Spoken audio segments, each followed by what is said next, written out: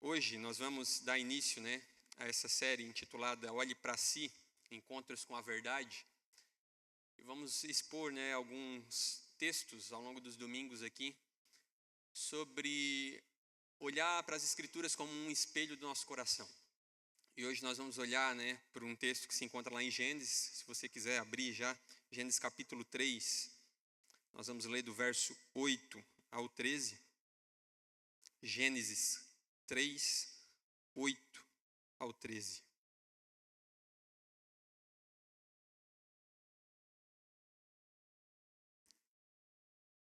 Mensagem essa intitulada, como Onde estás? A pergunta de Deus a Adão e Eva, Onde estás? E essa pergunta, vai ecoar para nós essa noite aqui. Se sabemos de fato onde estamos nesse momento, da nossa trajetória da vida, ou se, não temos nos escondido de Deus e talvez até de nós mesmos. Gênesis 3, 8, 13. Vamos ler? Você pode me acompanhar também pela tela, se assim preferir. Ao ouvirem a voz do Senhor Deus, que andava no jardim, quando soprava o vento suave da tarde, o homem e sua mulher se esconderam da presença do Senhor Deus, entre as árvores do jardim. E o Senhor Deus chamou o homem e lhe perguntou: Onde você está? Ele respondeu: Ouvi a tua voz no jardim, e porque estava nu, tive medo e me escondi. E Deus perguntou: Quem lhe disse que você estava nu? Você comeu da árvore qual ordenei que não comesse? Então o homem disse: A mulher que me deste para estar comigo, ela me deu da árvore e eu comi. Então o Senhor Deus disse à mulher: Que é isso que você fez? E a mulher respondeu: A serpente me enganou e eu comi. Até aí. Vamos orar mais uma vez. Senhor, obrigado, Pai, pela oportunidade que temos de nos reunir aqui como igreja. Nos achegamos diante de Ti como quem carece de conhecer mais de Ti, aprender mais a Tua palavra, famintos, Pai, de encontrar a água viva que há nas Tuas Escrituras, que pode trazer encorajamento, correção, exortação, ensino, esperança para o nosso coração. Então, mais uma vez, nós Te pedimos, ilumina os olhos do nosso coração, Pai. Traz luz sobre o nosso entendimento e convence-nos da Tua palavra pelo poder que há no Espírito Santo. Em nome de Jesus Te pedimos. Amém.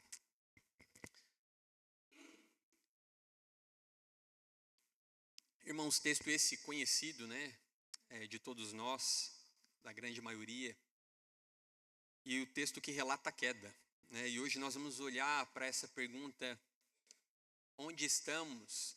Para saber se de fato não temos reproduzido um traço que é comum desde a nossa natureza caída. O fato de nos escondermos dos nossos pecados, terceirizar a nossa culpa e muitas vezes nos esconder tão bem ao ponto de achar que nos escondemos de Deus. Aquele que na verdade, já sabe de todas as coisas antes mesmo que saia talvez uma palavra da nossa boca. E essa pergunta ela vai nos visitar aqui ao longo desse sermão. Onde nós estamos? Se nós nos conhecemos? Essa é uma boa pergunta. Será que você se conhece? Quem você realmente é? Essa é uma boa... E não é uma pergunta tão filosófica assim, irmãos, mas é quem de fato nós somos. Nós somos uma pessoa muitas vezes no trabalho, nós somos uma pessoa muitas vezes em casa, muitas vezes nós somos uma pessoa na faculdade, ou seja, qual for o meio ao qual você está inserido. Mas quem de fato você é? Aquela pessoa que talvez o Gustavo, o Rodrigo, o Bruno, aquele que talvez só você saiba. Aquelas coisas que nós tentamos encobrir, sabe, no sótão do nosso coração. É quem nós somos. Hoje, é muito comum, as pessoas conhecerem nós, muitas vezes pela nossa rede social, por ouvir falar, muitas verdades ou meias verdades ou até mentiras rodam por nós ao longo dessas cidades tão, metropolitanas e gigantes como a nossa incrível Içara, Criciúma, todo mundo conhece todo mundo já ouviu falar daquele fulano, que ouviu falar do ciclano, e todo mundo meio que se conhece, Mas de fato ninguém se conhece tão bem assim. né? Até muitas vezes as redes sociais sabem as nossas preferências, do que a gente gosta ou não, né? É assustador, né? Ver aqueles patrocinados do Instagram, né? Eu estava andando pela rua, conversando com um amigo e falei, cara, eu acho muito legal aquelas camas que levantam e guardam as coisas dentro. Aquilo ali é fantástico, para quem mora em apartamento. Eu abro o Instagram e não para de vir cama daquelas que levanta para guardar coisa dentro. É loucura. Eu não sei como que eles fazem isso. É impressionante. Mas é assustador. Muitas vezes até a internet sabe as nossas preferências, aquilo que a gente quer comprar, aquilo que talvez a gente supostamente gosta ou não, né? Mas é difícil, de fato, dizer quem realmente somos, né? Principalmente aquelas verdades sobre nós quando lidamos com o pecado, os nossos pecados, a nossa face, né, obscura. E muitos dizem por aí, né, inúmeras teorias sobre essa parte de nós a qual nós insistimos em esconder, né? Até um amigo citou um psiquiatra, né, que na verdade usa ali de uma teoria da psicologia analítica, dizendo que é essa sombra da nossa alma, que nós escondemos a inveja, o pecado, né, todo o orgulho, toda a inveja, toda a traição, tudo que há de ruim. Mas nós não precisamos, irmãos, da psicologia para aprender sobre esse pecado e essa natureza corrompida. Basta olhar para a Bíblia que nós vamos entender que depois da queda, de fato, nós temos um coração corrupto, uma natureza totalmente caída, inclinada para o mal. O texto de Jeremias 17:9, ele diz assim: o coração é enganoso e desesperadamente corrupto, quem o conhecerá? As nossas inclinações, os nossos desejos, eles estão ali contaminados por todo o pecado, como assim tudo que nós vemos. Nem tudo é como nós vemos hoje, né? Às vezes temos a oportunidade de passear para lugares tão belos, paisagens tão lindas, mas nem o mundo que conhecemos mais é o mesmo. Tudo foi corrompido pelo pecado e tudo foi, de certa forma, tendo a sua imagem denegrida ali, destruída, pouco a pouco. E esse também somos nós. Pessoas ali que muitas vezes inclinados ao pecado, uma natureza caída. E por isso, muitas vezes nós fugimos de nos deparar com essa resposta, né? Quem nós somos. Porque não queremos olhar para dentro de nós e descobrir muitas vezes quem de fato somos. Nós temos dificuldade de parar e, sabe, refletir por um breve momento, parar e pensar. É uma disciplina, né, que é muito negligenciada e difícil de ser praticada, de fato a meditação. Não aquela meditação, irmãos, dos monges, mas parar e meditar na Escritura, parar e ouvir a voz de Deus. Nós muitas vezes não queremos ficar em silêncio, nós preferimos o ativismo, a gente prefere estar completamente ocupado. Um símbolo de sucesso hoje, de alegria, é dizer: eu estou na correria, eu estou, sabe, exausto, eu estou cheio de ocupações, porque nós não queremos muitas vezes parar. Muitas vezes até as nossas orações, elas são moldadas apenas com aquilo que a gente quer de fato falar. E muitas vezes ali até tentando de alguma forma ludibriar aquele momento diante de Deus, porque não queremos nos deparar com a realidade. Porque fazemos muitas vezes o que fazemos, até as coisas boas. Muitas vezes até por trás de boas obras existem intenções ruins e pecaminosas. Às vezes por trás daquele bom estudo do pequeno grupo da quarta-feira que nós vamos iniciar de novo nessa quarta agora, e você é convidado, sabe, lá na casa do JP ou lá na casa do Mike, às quartas-feiras. Até por trás daquele estudo, muitas vezes, existe ali uma preocupação maior em o quanto eles vão, talvez, achar aquele facilitador daquela noite experimentado, inteligente, ou conhecedor de uma boa teologia. Às vezes a preocupação no preparo está mais nesses aspectos até do que talvez o quanto aquele estudo pode produzir vida nas pessoas que ali estão presentes. E é incrível, irmãos, como nós queremos fugir de nos deparar com essas realidades, com o pecado que há em nós, né? Lidamos com tantos pecados e falamos: eu lido com esse pecado ou com aquele, mas com medo de lidar com a realidade que é: nós amamos o pecar, e não a mentira, e não somente a inveja, e não somente muitas vezes o orgulho. Nós amamos pecar. E Adão, diante da queda, né, aqui, busca uma fuga, assim como nós temos reproduzido essa nossa natureza caída de fugir da presença de Deus. Só que essa fuga, ela sempre tem um preço, irmãos. Ela sempre custa caro. Nós insistimos em fugir de nos colocar diante de Deus, porque cremos de fato que vivamos perante a sua face, né? Como diziam os teólogos reformados, o corandel, perante a face de Deus. Mas insistindo em querer fugir dessa realidade. E o fugir custa caro, custa a frieza do nosso coração. Custa uma vida de espiritualidade exterior, né? Uma grande autoimagem construída ao longo de anos, que temos muitas vezes medo de perdê-la, né? Se as pessoas descobrissem o que eu realmente sou, nem nós queremos descobrir o que realmente somos, coisas que pensamos, a gente para, às vezes a gente, até nós duvidamos de nós mesmos, como que eu tive capacidade de pensar isso? Como que eu consigo desejar isso para o meu irmão? Eu digo que o amo hoje e amanhã quero o mal dele. Como muitas vezes ferimos até as pessoas que supostamente mais amamos, como nossos maridos, nossas esposas ou nossos filhos, por meio dos nossos pecados. A pergunta, né, onde estás, e nós vamos olhar para esse texto que Deus ali não faz um questionamento geográfico para saber onde Adão estaria ou Eva. Mas era uma pergunta para que trouxesse luz ao coração deles, para que eles mesmos respondessem onde eles estavam naquela situação pós-queda. E a pergunta, né, que ecoa também para nós essa noite aqui, onde nós estamos? Para que não venhamos a nos esconder atrás de desculpas, né? Como, estou assim porque o outro me feriu. Estou assim porque eu ajo dessa maneira porque foi a minha criação, e não que não haja uma realidade, né? Alguns aspectos de verdade por trás disso, mas são as nossas desculpas de fuga diante do nosso próprio pecado, não querendo admiti-lo, apenas uma confissão de que pecamos.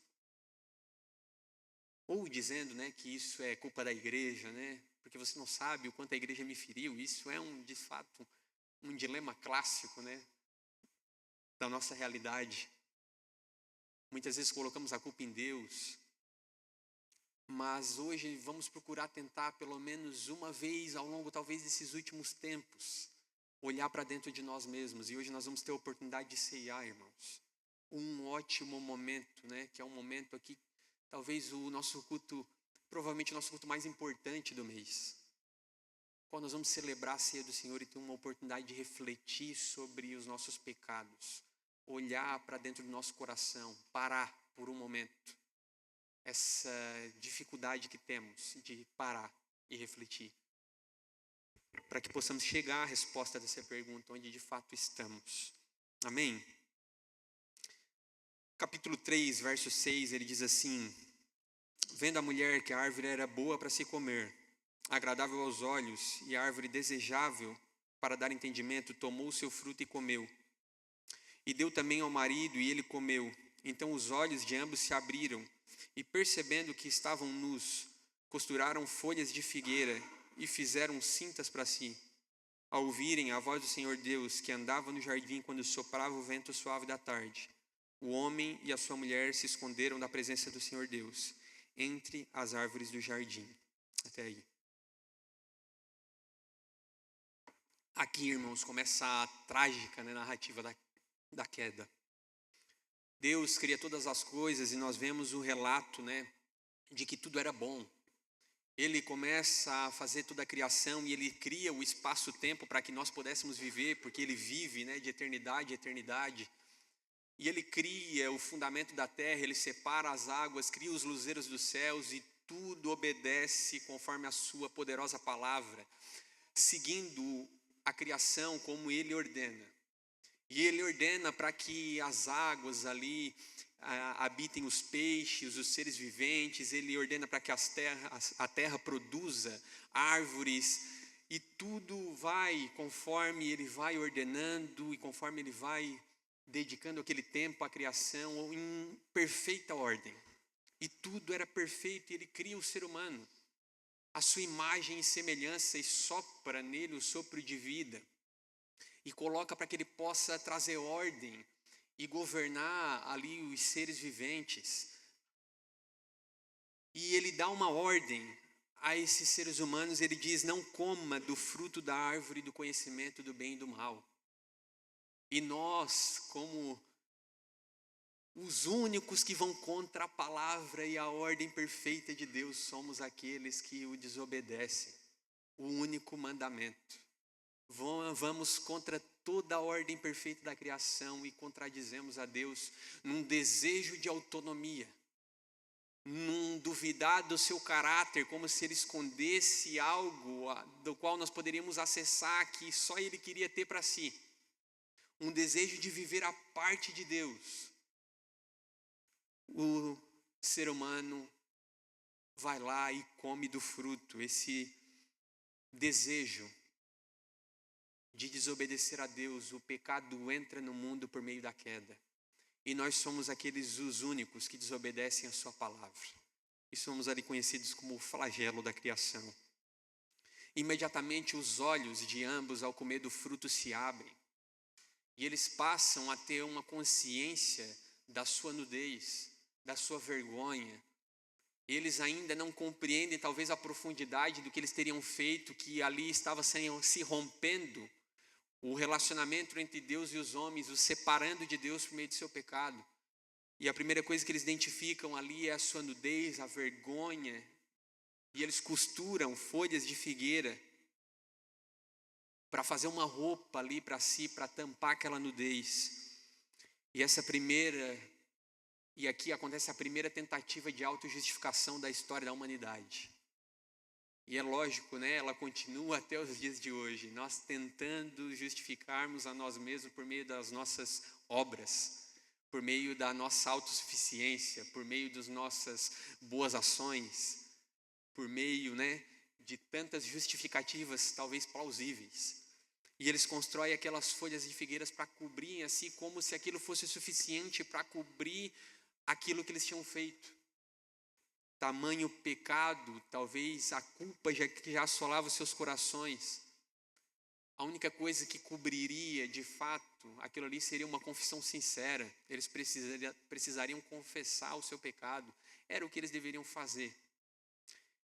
Mas não é isso que eles fazem. As folhas de figueira, irmãos, um fato é que elas ainda estão entre nós nos dias de hoje, né? A pergunta que cabe a nós é: será que nós ainda não temos reproduzido os mesmos aspectos da queda? Será que assim como Adão e Eva, diante de uma atitude desesperada diante de Deus, como eles podem corrigir aquilo que eles fizeram? Eles só tinham um mandamento: não comam daquela árvore. E eles vão e comem. E a queda e o pecado entra no mundo, e a culpa e o remorso tomam o seu coração. E será que nós ainda não tentamos reproduzir isso nos dias de hoje? Tentando por meio de folhas de figueira cobrir o nosso pecado.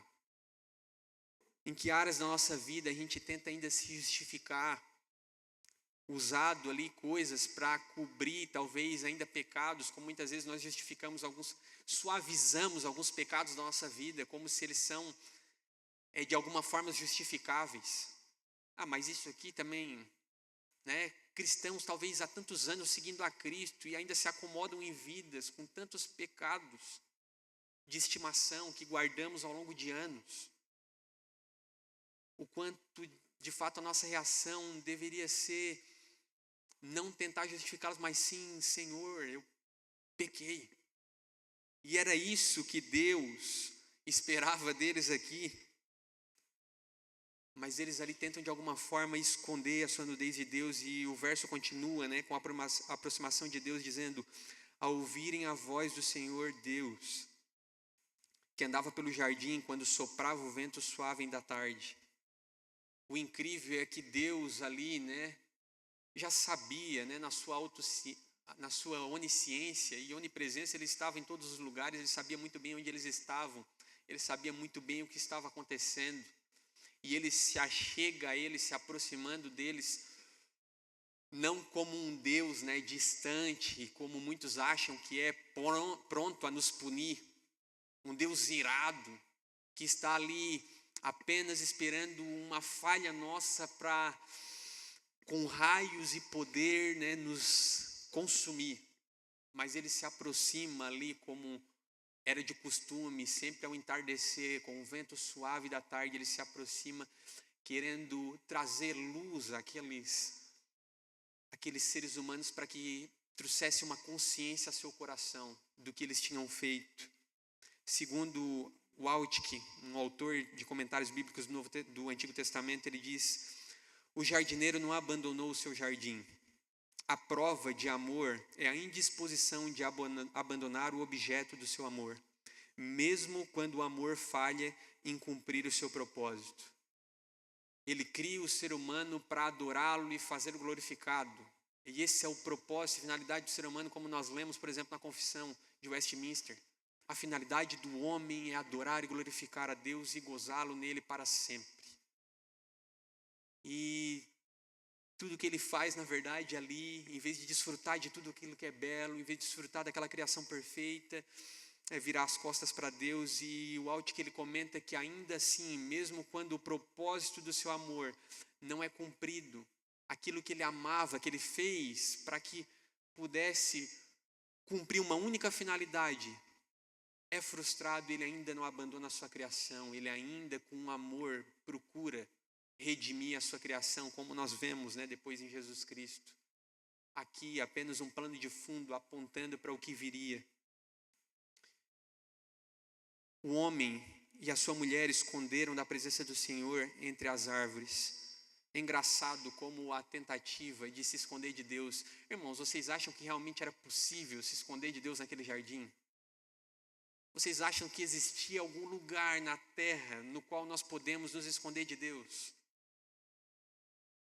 Se nós pararmos e pensarmos um pouco, por que nós tanto tentamos fugir de Deus diante da nossa religiosidade, é uma burrice imensa, né?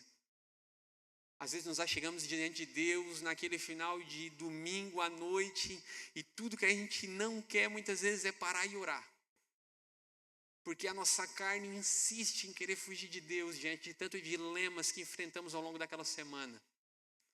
E talvez o nosso coração sopra por uma oração moldada por religiosidade, no qual nós vamos tocar apenas naqueles pontos que nós queremos. Senhor, obrigado por isso, ou abençoa aquilo outro, ou aquela situação X. Mas nós queremos fugir de se deparar com a realidade de que o nosso coração é um abismo, é uma fábrica de ídolos. E quantas vezes ao longo daquela semana nós estivemos distante de Deus? O quanto pecamos ao longo daquela semana, muitas vezes tantos pecados que nós nem conseguimos contemplar. Se Ele trouxesse luz ao nosso coração de forma completa, nós não poderíamos lidar com tamanha realidade. Graças a Deus, ainda Ele ilumina aos poucos, né, o nosso conhecimento do nosso pecado.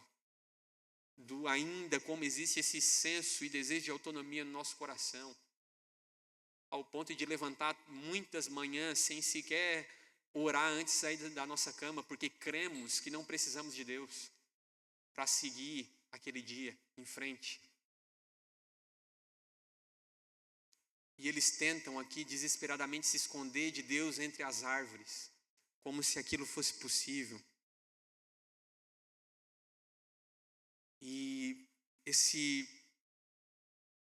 essa pergunta, irmãos, que ecoa hoje, onde você está, onde nós temos nos escondido, nós precisamos parar e refletir se de fato nós não nos deixamos de nos perguntar.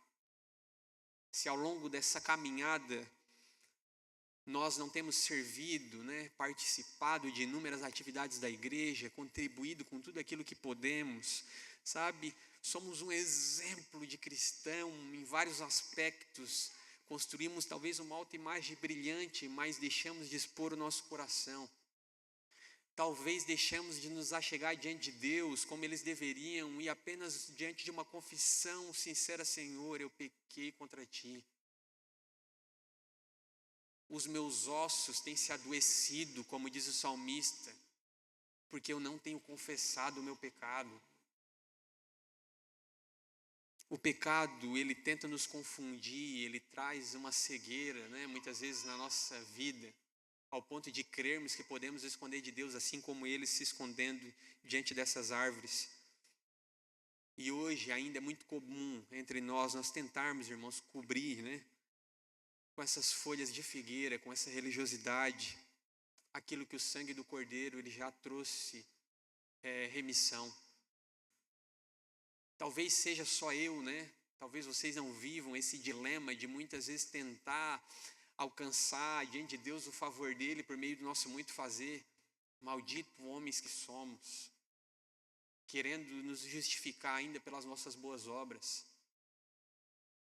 crendo que quando, né, quem nunca ouviu aquela frase, né? Na chegada aqui nós estava brincando eu e outro irmão, tô bem demais, voando, né? Espiritualmente, ó, daquele jeito, orando, pá.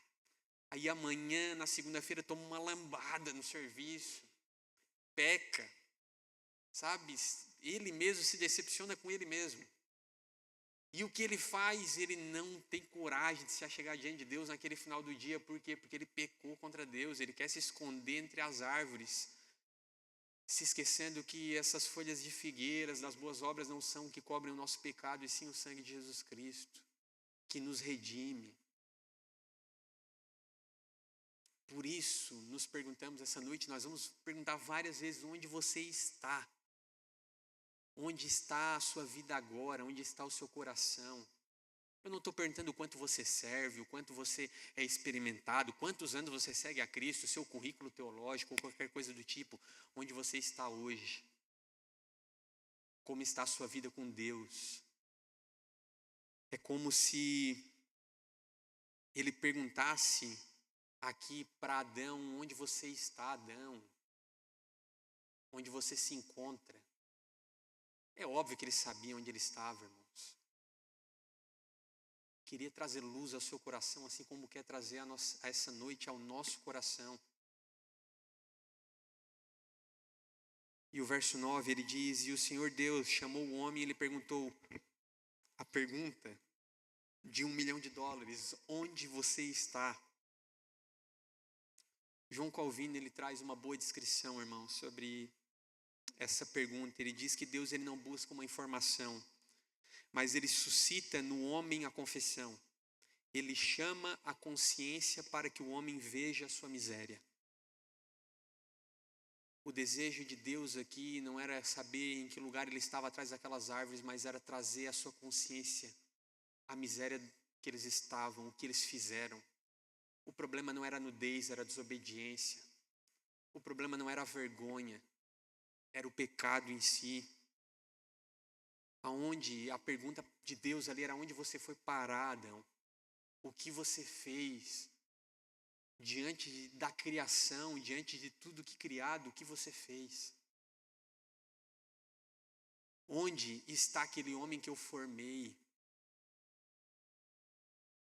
Onde está a comunhão que nós tínhamos? A comunhão que ele tinha com Deus todos os dias, no qual Deus visitava o jardim. Comunhão plena, comunhão perfeita, que no pecado da queda se rompeu. Zwinglio, também um reformador do século XVI, ele diz, o ponto de partida da espiritualidade verdadeira, ele começa aqui. Aqui a gente vê a luz clara da verdadeira religião, como a gente vê na conversão e na salvação da humanidade. Deus chama de volta um fugitivo, que de qualquer outra forma continuaria para sempre a ser um desertor, se Deus não chamasse. E aqui começa o projeto de Deus, o plano eterno de Deus. Deus ele chama o homem a uma confissão, assim como nós vemos hoje seres humanos, pessoas sendo chamadas à justificação por meio de Cristo Jesus, sendo chamadas a uma regeneração. Aqui começa essa sementinha plantada no Éden aqui, já da redenção. Deus os chamando ao arrependimento. Onde vocês estão? Aonde vocês se perderam? E a salvação, irmãos, ela sempre começa partindo de Deus. nunca parte de nós. Nós o amamos porque de fato Ele nos amou primeiro. Nós o encontramos em algum momento e aceitamos a Cristo Jesus porque Ele sempre nos chamou. Porque Ele nos atraiu com cordas de amor, como diz aquela bela canção, né? Como Ele sempre nos chamava. Você não teve essa impressão em algum momento? Você vem para Cristo Jesus e você o encontra e você se converte, tudo aquilo é maravilhoso e você passa a perceber que Ele sempre nos chamava. Ele sempre nos atraía com uma graça irresistível, como Calvino mesmo diz, né?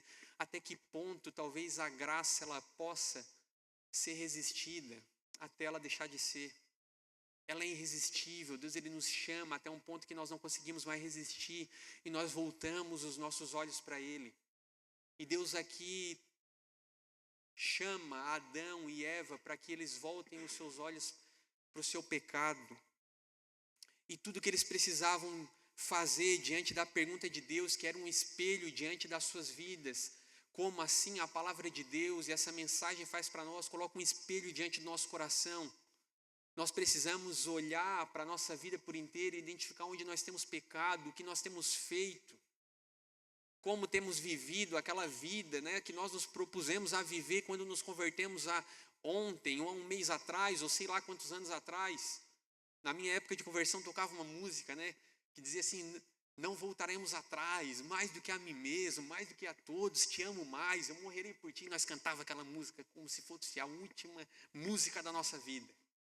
Com toda a verdade do coração, não sabíamos os anos que viriam, né? O quanto ainda falharíamos e negaríamos o seu nome. E ali cantávamos com toda a força: Senhor, eu nunca mais voltarei atrás. Eu te seguirei até os últimos dias da minha vida, eu nunca mais... Como um grande filósofo, né, amigo meu, ele disse: eu nunca mais pequei desde que encontrei a Deus. Em sã lucidez, ele pensou por um milésimo de segundo e completou essa frase dizendo: em paz. Ele nunca mais pecou em paz. Irmãos, diante desse questionamento, esse espelho que é a palavra de Deus, o relato bíblico aqui que ele traz sobre o nosso coração, nós precisamos olhar para dentro e dizer o que ele esperava de Adão e Eva: aqui estamos nós nu diante de ti, ó Deus. Nós pecamos, nós erramos, nós falhamos e carecemos da tua graça e misericórdia. Nós não podemos prosseguir se o Senhor assim não nos atrair, nos perdoar, nos redimir, transformar o nosso coração. Nós de fato fomos encontrados e regenerados, mas ainda aquela velha natureza pecaminosa habita em nós. Ainda pecamos contra ti, insistimos em nos esconder por trás das nossas boas obras, dessa autoimagem que construímos diante dos nossos irmãos. Se eles descobrissem quem de fato somos, os nossos pensamentos, aqueles pecados do sótão do coração. Nós ainda nos preocupamos demais, é um fato, né? Spurgeon fala muito bem sobre isso. Ele fala: não se preocupe ou se entristeça quando as pessoas falarem mal de você. Você é muito pior do que elas pensam, né? O Bruno ele fala isso, mas é óbvio, já falaram 1 milhão de pessoas ao longo da humanidade sobre isso, né? Se pegassem um pendrive, botasse na nossa mente aqui, né? Recapitulasse os últimos, vamos botar 1 semana para não ser tão cruel, né? E colocasse e transmitir aqui no Data Show, né? Vamos experimentar, cada domingo um. No outro domingo não estava mais ninguém depois do primeiro, irmãos. Ninguém ia estar mais aqui, nem eu. Esquece. Nós precisamos lidar com os pecados, né? Aqueles pensamentos que vêm à mente, muitas vezes nós assim: eu não pensei isso. Esquece, né? Segue a vida. Mas é de fato quem somos. O problema aqui não era o medo e a nudez de Adão, mas era a desobediência, que eles insistiam em não admitir. E para mim e para você, irmãos, onde nós estamos, não apenas onde vocês estão situados aqui, né, na igreja ou no trabalho ou a vida, né, até que ponto da vida vocês estão aqui hoje, mas onde está a sua alma, onde está o seu coração? Será que os pecados não o distanciaram de Deus?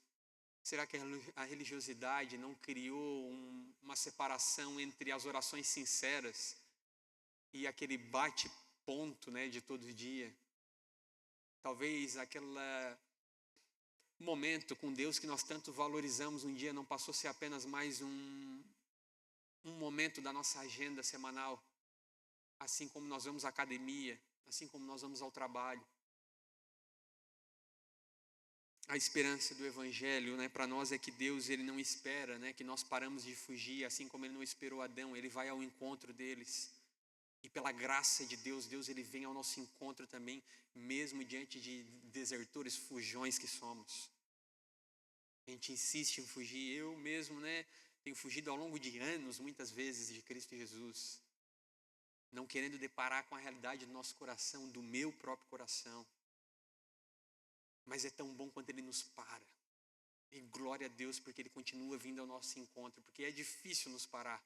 Isso é uma realidade.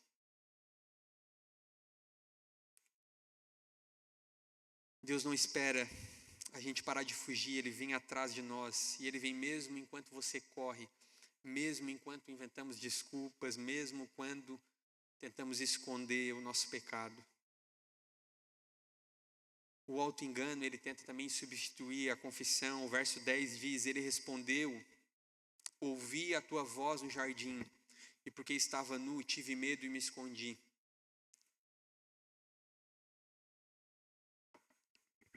Adão aqui, mais uma vez, ele foge da confissão, né? Ele tenta atribuir a fatos terceiros. Ele ouve a voz de Deus ali, ele diz que estava nu, teve medo e por isso ele se escondeu. Não porque ele pecou. Ele apenas se esconde porque ele estava nu, ele apenas se esconde porque talvez ele estava com medo, talvez envergonhado ou algo do tipo. Enquanto ele só precisava admitir que ele era um pecador de fato, uma simples palavra ali, pequei. Um teólogo do século XVI, Wolfgang, ele diz assim, a vergonha que deveria ter levado Adão ao arrependimento foi antes usada como escudo para justificar o seu ato. Ele não diz comi do fruto, mas apenas estava nu. Assim, o homem tenta cobrir o pecado com a consequência dele. Muitas vezes a gente tenta jogar aquela cortina de fumaça, né? Aquela boa e velha cortina de fumaça que só nós sabemos. E é impressionante, irmãos, como até às vezes a gente engana nós mesmos. A gente, por um bom período, a gente continua caminhando como se tudo estivesse bem, enquanto a gente acaria aqueles pecados no sótão do coração. E o que o Wolfgang aqui ele diz é que a gente tenta justificar, usar motivos terceiros como escudo, né? A gente tenta ali botar eu estava nu ou coisa do tipo, como eu me escondi aqui porque eu me sentia mal, né? Eu me escondi aqui porque eu fiquei com vergonha, não porque eu fiz o que era mal, não porque eu fiz o que era errado. Assim como nós, muitas vezes isso é uma verdade, irmãos. Muitas vezes a gente usa, né, de frases como tantas, estou frio espiritualmente, eu não oro mais como antes, mas é por causa disso. Eu talvez não sou mais o mesmo cristão, mas é porque o meu derredor também não é. Mas a igreja que eu congrego, ela também não é tão boa. A gente usa diversas, né, meios para colocar desculpas diante do nosso próprio problema. A gente nunca teve tanta informação como nos dias de hoje. Se pegar aqui cristãos aqui, talvez o cara tenha no mínimo 3, 4 Bíblias em casa. É uma de cada versão, de estudo é umas 2. No celular tem mais 2, né? Se a gente pegar ali o medidor, né, de atividade solar, é uma tristeza, né? A Bíblia é o menos usado de todos, né? Talvez para uma boa parte dos cristãos. E a gente se esconde atrás de tantas coisas, em vez de encarar a realidade, a crise, né, do pecado. Às vezes a gente fala que está tanto, às vezes cansado de trabalhar, sabe? Eu estou tão exausto, a rotina é tão puxada, hoje os patrões eles exigem demais. Mas na verdade a gente trabalha mais porque a gente quer. Porque a gente olha para aquela vida daquele cara no Instagram e tu quer ter uma vida tão boa quanto a dele. Por isso que tu se dedica tanto. Por isso que às vezes tu se gasta tanto. Às vezes é movido pela inveja, pela cobiça daquela vida perfeita, que nem é tão perfeita assim, irmão. Nós sabemos que o Instagram é uma vitrine da mentira, né? E a gente não quer encarar a realidade do nosso coração, que é porque tu quer aquelas coisas e por isso tu quer sacrificar o teu tempo. Muitas vezes dizemos que estamos tão ausentes porque queremos o melhor para a nossa família, mas estamos tão ausentes porque amamos o nosso trabalho, amamos ser bem-sucedidos, amamos ser reconhecidos profissionalmente. E ainda, muitas vezes, jogamos aquela cortina de fumaça, não, mas é só por um tempo. A gente entrou num acordo aqui, né, que é só por 15 anos que eu vou precisar ficar ali, sabe, até as 10 da noite fora de casa. Como se muitas vezes o nosso casamento fosse durar 15 anos. Como se os nossos filhos não fossem ficar mais velhos. Como se nós não fôssemos perder momentos que nunca mais voltam.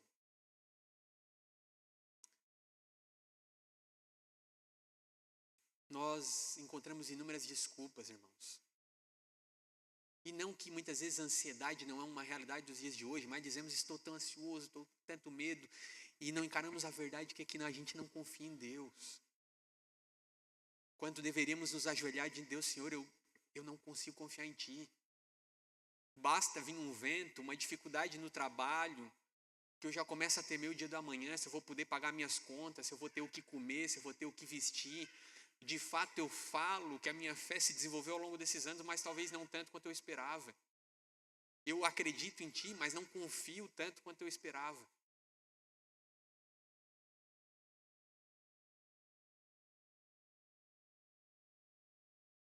John Stott, ele traz uma boa observação sobre isso. Ele fala: o orgulho, ele é tão astuto que até mesmo a nossa vergonha pode ser um disfarce para evitarmos a humilhação da confissão. Falamos do vazio, mas não tocamos na idolatria. Chamamos de fraqueza o que é na verdade rebeldia.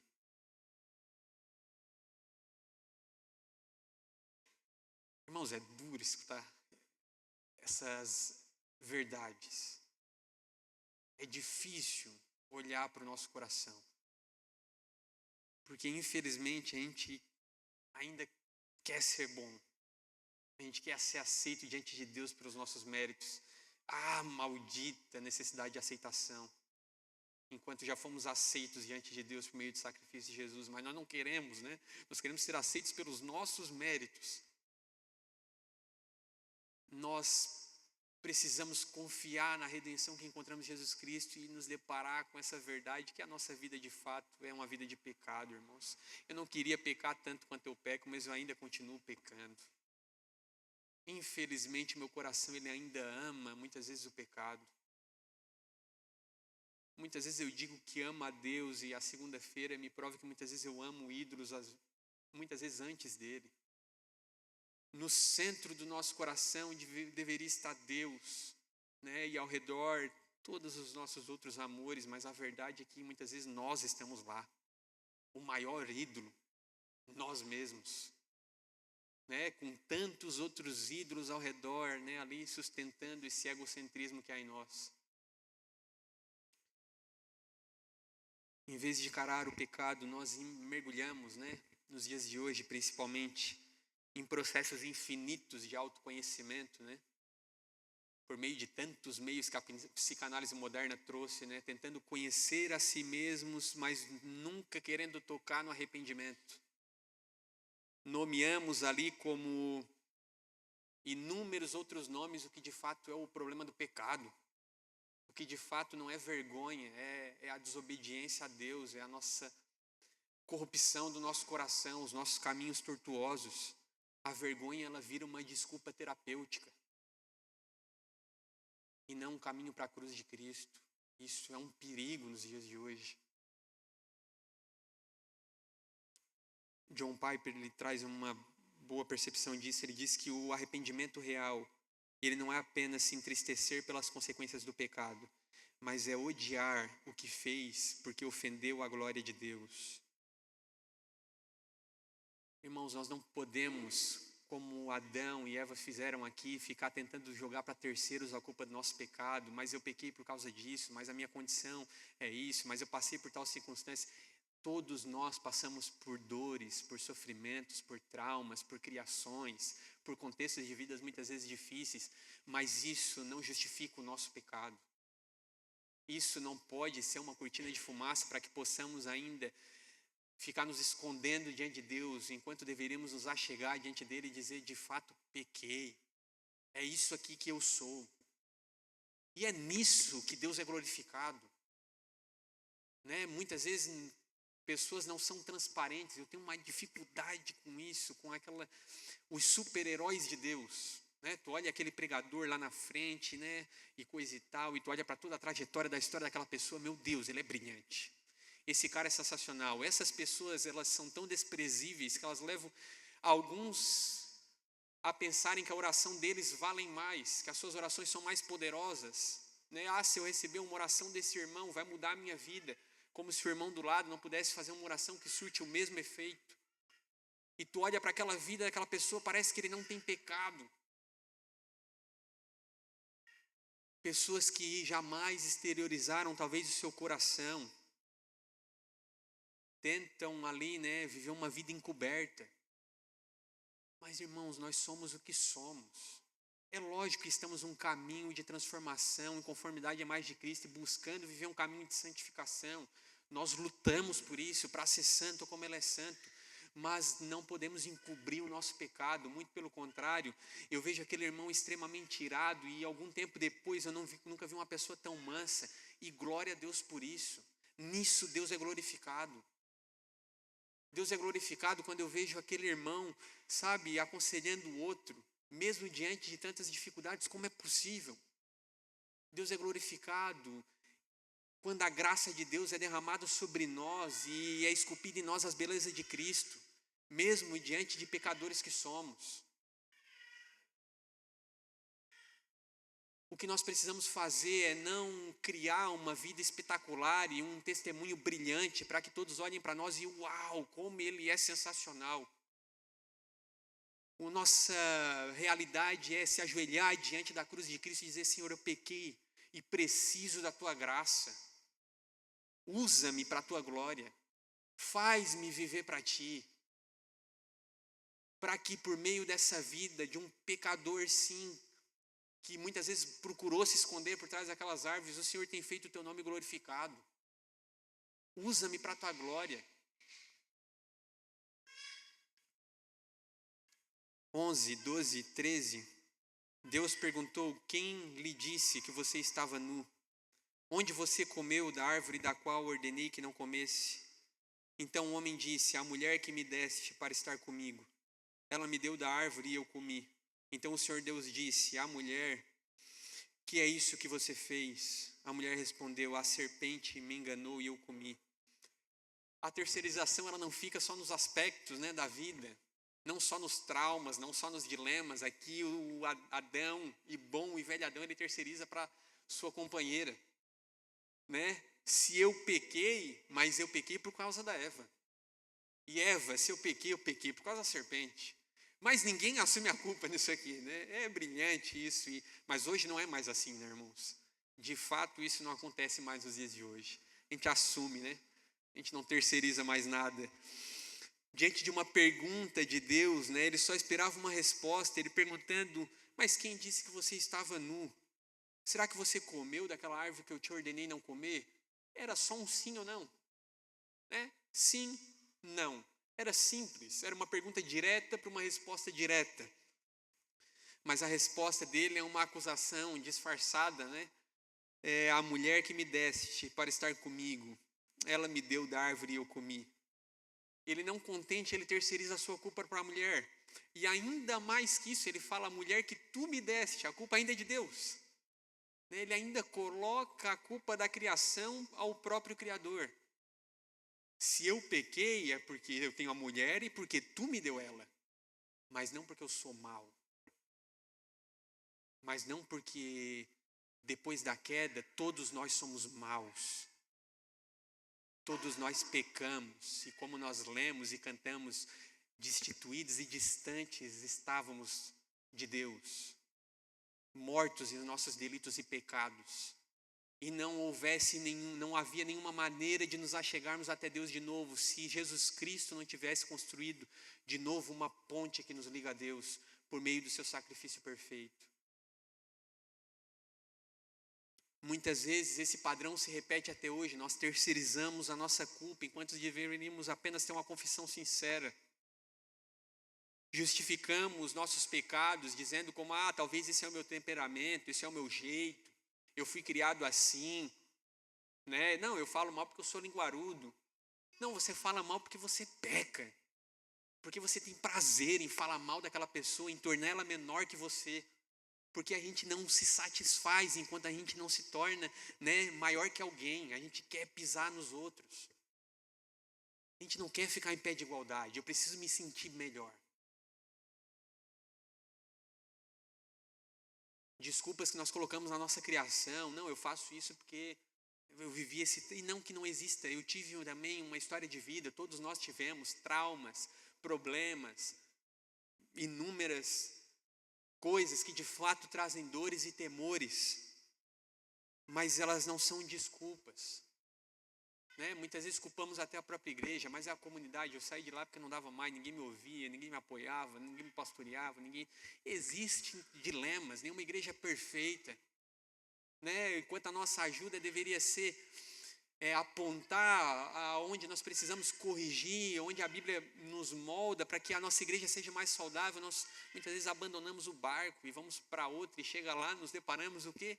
Com problemas de novo, porque precisamos lidar com o que está aqui dentro e não terceirizar para o que está aí fora.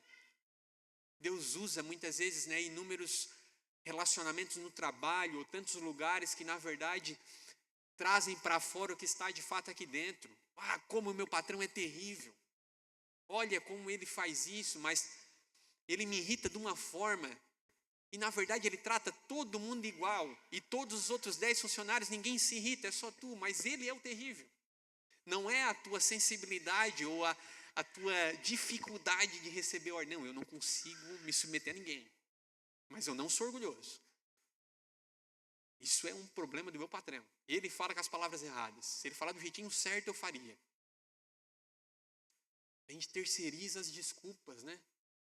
O problema é isso, o problema é aquilo, o problema é a mulher que tu me deste, ou o problema é tu mesmo, Deus. Por que eu estou vivendo isso? Por que eu passar por isso? Por que eu? Ou porque tu fizestes? Deus então traz essa pergunta aqui, e todas essas afirmações, irmãos, elas até podem trazer um sentido de dor ou dificuldade real das nossas circunstâncias de vidas. O problema é que o nosso coração, ele, dominado pelo orgulho, ele prefere explicar e justificar as nossas ações do que confessar a Deus. E devemos nos atentar a isso. E Deus, ele se volta para a mulher e ele fala: o que é isso que você fez? Então ela responde: a serpente me enganou. A resposta de Eva aqui, ela até é um pouco mais sincera, né? Um pouco mais moldada do que Adão. Mas tanto Adão quanto Eva, eles escolhem transferir a culpa. Ela transferindo para a serpente, Adão ali até mais, né? Como o nosso cabeça. E o interessante é que Deus, ele não os consome, né? Deus ali, ele poderia fulminar, fazer, o que ele faria, né? Com esses pecadores, assim como nós, né? Diante daquela semana terrível, que a gente dá aula até para o ímpio, né? Até tu se surpreende. Não, realmente essa semana eu estou demais, cara. Eu achei que eu já tinha... Essa semana até eu estou me surpreendendo comigo mesmo. Eu já pequei, mas realmente está uma aula, uma palestra, né? E tu fica ali abismado com a tua capacidade. Quem já se assustou consigo mesmo? Não precisa levantar a mão, tá? Mas tem coisas que nem tu acreditava que tu era capaz de fazer. Tu pensa, talvez o fulano sim, eu não. Mas Deus, ele arruma um jeito de tratar o nosso orgulho, né? E daí tu vai lá e faz, né? E tu pensa assim, não é possível. Eu sou tão ruim quanto fulano. Tanto Adão quanto Eva, eles escolheram transferir a culpa em vez de assumir. E Deus aqui, movido de muita paciência divina, né? O que nós chamamos de graça, Ele se achega a eles questionando, trazendo luz sobre o seu coração. Assim como Ele se achega a nós hoje, essa noite, tem nos procurado, né? Assim, ao longo da nossa vida inteira, que insistimos em correr e fugir dEle. A sua graça que não ignora o pecado, irmãos. Ela lida com o nosso pecado. Graça não é passar um pano por cima dos nossos pecados e ignorar as nossas falhas. Muito pelo contrário. Mas é um Deus que leva de fato em consideração os nossos pecados, mas não desiste de nós. E glória a Deus por isso. Porque é terrível olhar para o abismo do nosso coração e se deparar com quem somos, mas é maravilhoso olhar para Deus e encontrar a sua graça. E saber que Ele é um Deus que não nos abandona. E Ele que é um Deus que continua fazendo isso até hoje. E a ceia é uma prova disso. O que nós faremos hoje. Porque quando ceiamos aqui, nós celebramos a morte e a ressurreição de Cristo. E como quem anseia o seu retorno, nós aqui proclamamos até que Ele venha. Nós o aguardamos. É isso que nós nos fazemos hoje. Nós assentamos à mesa com Jesus Cristo. E como o Calvino diz, é como se espiritualmente Ele nos elevasse aos céus. E nós assentamos à mesa nas bodas do Cordeiro. E somos nutridos espiritualmente do seu corpo e sangue. E ali, diante da ceia do Senhor, nós olhamos para dentro de nós mesmos, contemplamos os nossos pecados e nos arrependemos deles. Então a pergunta que ecoa essa noite é: onde você está? O que você tem escondido? Qual é a verdade dura que talvez você tenha insistido em não encarar do seu coração? Esse é o momento que nós podemos ouvir a voz de Deus diante da ceia, refletindo sobre os pecados que já foram pagos por Jesus Cristo naquela cruz. E graças a Deus por isso. Não vamos continuar culpando os outros, as circunstâncias, o casamento ou qualquer coisa. Não espere que seja tarde demais para olhar para dentro, ao ponto de que o seu casamento já foi embora, os seus filhos já cresceram, anos se passaram e tu continua sendo talvez em parte o mesmo cristão de 10 anos atrás, o mesmo comodismo, a mesma frieza espiritual, os mesmos rituais. Mas se achegue diante de Deus essa noite e confesse: de fato fui eu que pequei e preciso da tua misericórdia, Deus. Vivifica o meu coração. Atrai meu coração para ti mais uma vez. Me encontra nessa noite e me para, por favor. Eu preciso ser parado.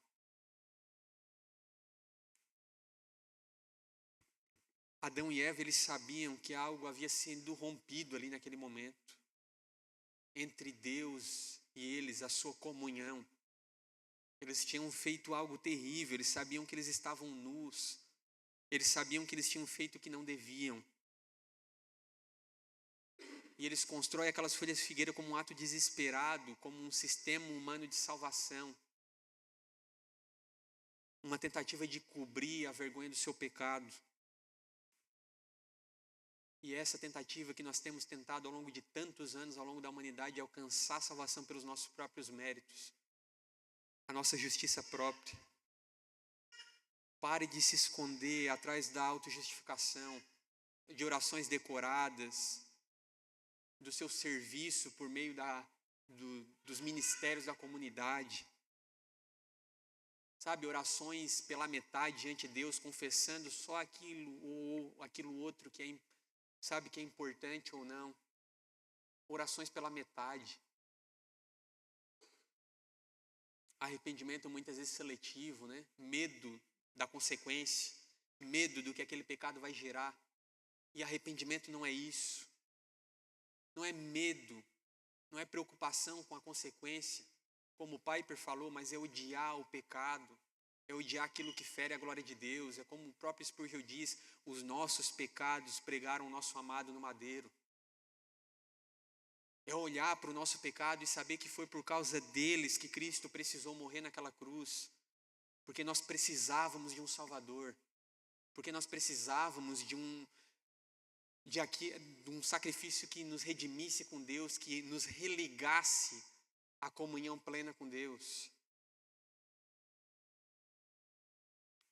E Deus, ele não aceitou aquelas vestes de figueira, como nós lemos em Gênesis capítulo 3, versículo 21.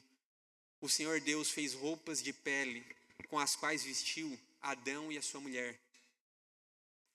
E Deus aqui providenciou o sacrifício, né,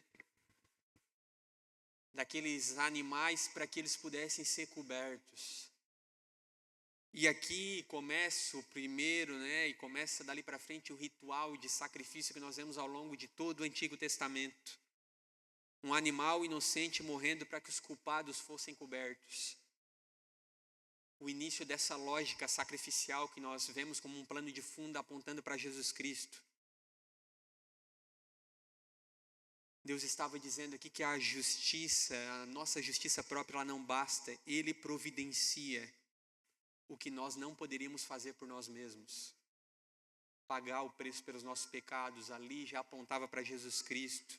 E ao fazer isso, Deus apontava todos os sacrifícios que viriam adiante dali ao longo de todo o Antigo Testamento.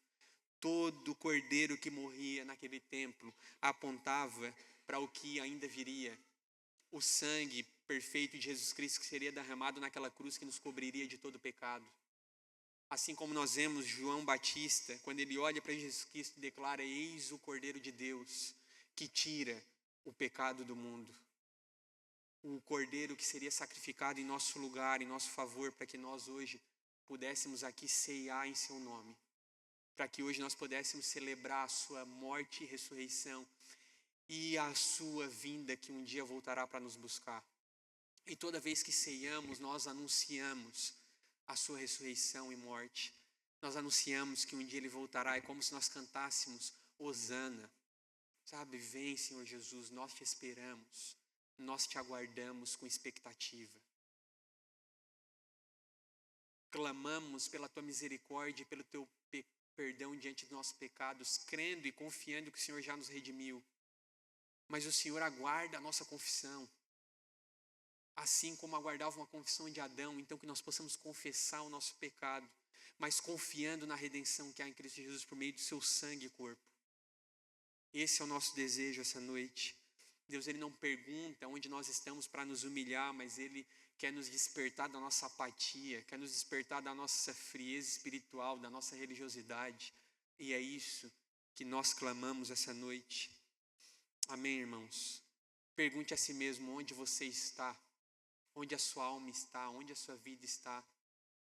É como se ele perguntasse onde está aquele marido que você prometeu que você seria. Onde está aquele cristão fervoroso de anos atrás.